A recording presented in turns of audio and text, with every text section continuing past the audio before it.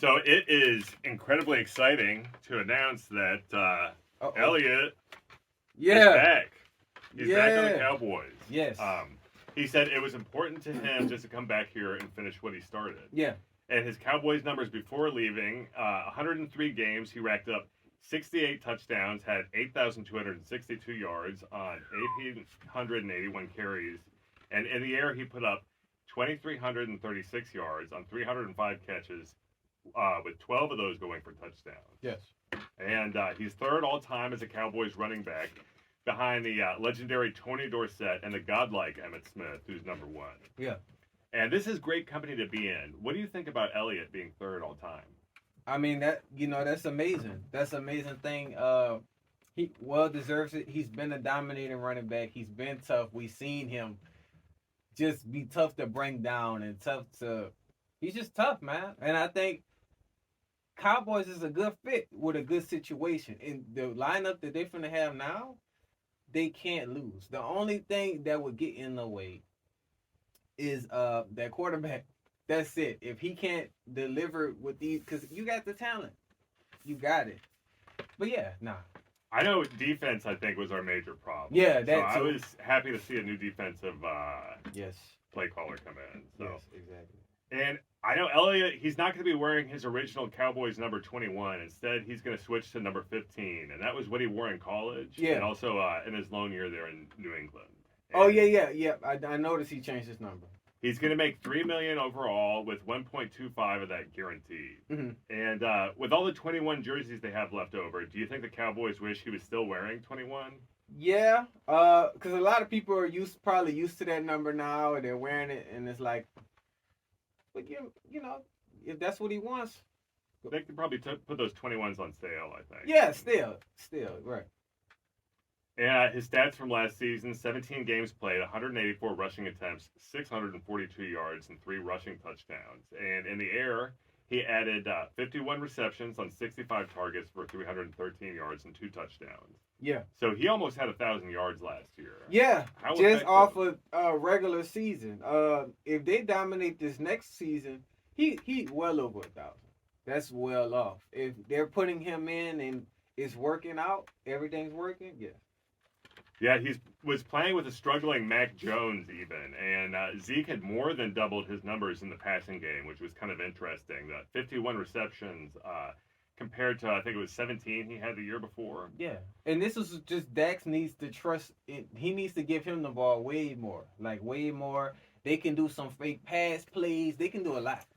Well, they're actually best friends, and generally on road games, they'll usually always roam together. Too. Well, yeah. So I'm definitely happy with this, and I know fans wanted to see them draft a talented running back, but I think they believe in their previous starter. No, yeah. I mean, he can deliver. Like I said, yeah, they pretty much got it. And at least they signed somebody. I mean, if they would have just rolled with the people that they have, I don't know if they would have been able to get it done. Yeah. They would definitely had to get a running back. And last year, Tony Pollard, who took the job over for Zeke, he left, and I didn't think he was just that effective of a running back, especially in the red zone. Yeah, he gives me like backup. He was continually stuffed at the line of scrimmage, and speed wasn't his problem, but it was power. So, he did have 1,005 yards on 252 carries with 6 touchdowns. But Zeke still has that power, and I don't think there's a running back that can block better than Zeke. They both, I feel like they should use Zeke as the primary running back. And they will. Have Pollard as the backup. And they both can work together. They both can get a lot done. Yeah, Zeke had mentioned that he was happy for Pollard to get a contract with the Tennessee Titans. I think it's 3 years, close to $30 million. Yeah. So who do you think is going to have the better 2024 season, Zeke or Pollard? Still Zeke. Because like I said, the Titans, we just have to see with the Titans, man. They had potential last season with just Derrick Henry and, I feel like, Derrick Henry, he's in a better situation now. So, like I said, we would just have to see, but I think I'm going to have to stay with Zeke. Yeah, their backups at the moment, Rico Dowdle, Deuce Vaughn, Royce Freeman, and then their fullback, Hunter Lipke. So they don't have a whole lot of names there at running back at all, really. Yeah. And then there are teams that still need running backs. Do you think that this game favors wide receivers and tight ends more so now than running backs? Yes, it's still to this day. I mean, they draft at least 3 to 5 running backs. That's it. But you have at least 10 to 20 wide receivers, probably in one round. You know, so they gotta kind of upgrade it because I mean, you can do a lot with a running back. You can use them in a lot of ways to win games. We see it in college. College, they have way more running backs that they just use their running back the whole game. You know what I'm saying? So, yeah. Yeah, I don't think they should, but how do you think football would change if they deleted the running back position?